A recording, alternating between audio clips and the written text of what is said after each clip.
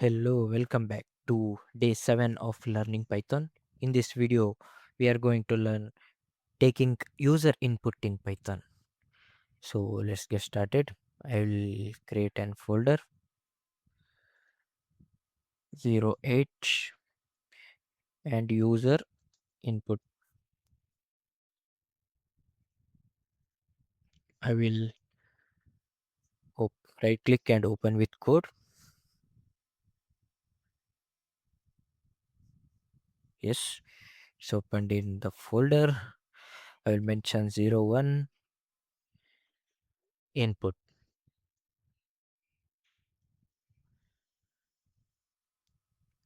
.py. In order to take user input, we have to use built-in function input in Python. Let's take an example. Maybe a input and enter a number. I will give an additional space. Let's see what happens. Let me run the program. Enter a number. Let me type a number 50. What happens? Oh, nothing happened. So what happened here? So user input has been taken and it was assigned to A, and after that there is no code.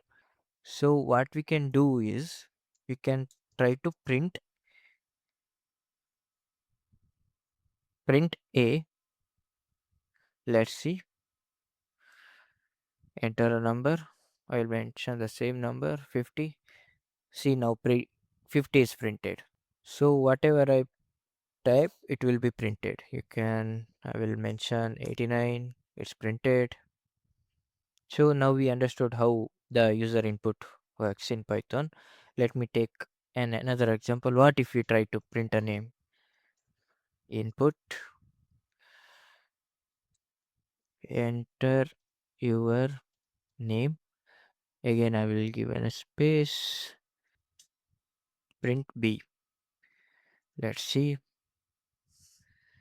Enter a number that was earlier prompt 89.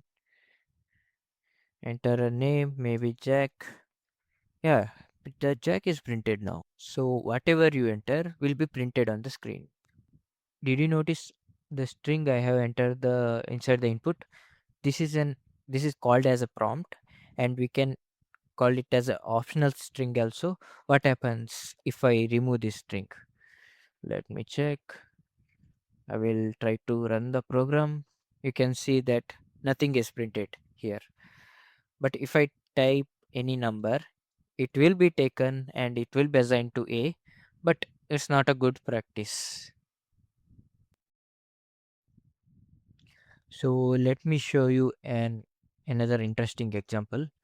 Let me create another file, maybe add.py.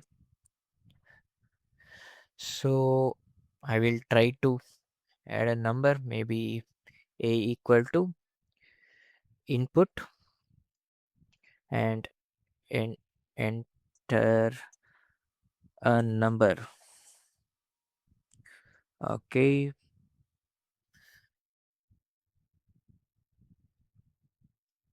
okay, I'll mention a input, enter a number. So I will try to print maybe a plus 5. Will it work? It may or it may not. Let's see why it will not. Let me check. Let me try to run the program. Okay, I will run the. You can see enter a number here. I will just mention maybe 40. Enter. Oh, it throwed an error. Let me read the error. Can only concatenate string, not integer, to an str. So what is this? What does that mean? So whatever we enter here, it will take it as a string. So if earlier I have typed 40, right? So it is same, it is same as 40. That means 40 was a string, so you can't add 40 string plus 5. So you have question, right? I have entered number. Why it is taking as a string? It's like default behavior of Python. Whatever we enter in the input function, it will take it as a string. So what we have to do?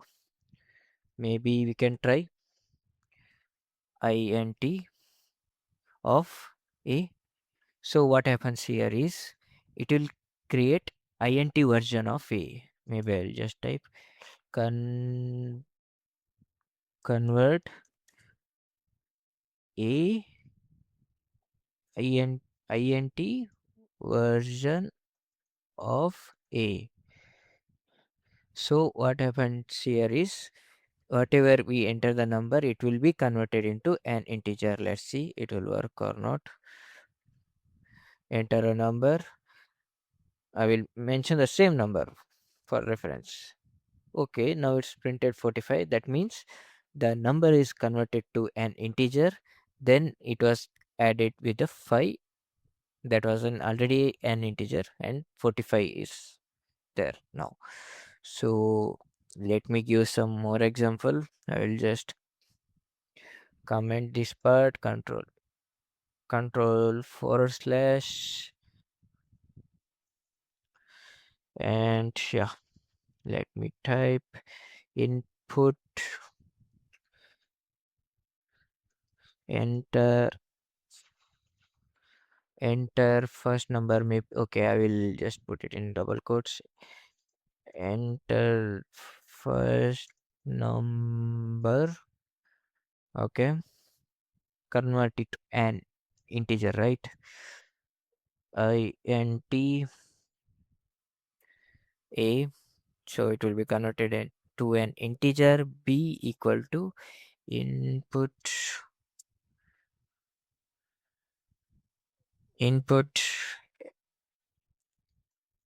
enter second number. I will give space in both after R so that it will be looks more aesthetic. Now let me convert this one into an integer again. Now let's try to print a plus b. Let's see what happens. Control R. Okay, there are many things. I will just clear it for now. I will just, yeah, I will try to run the program now. Enter the first number, 60. Done. Enter the second number, maybe 72.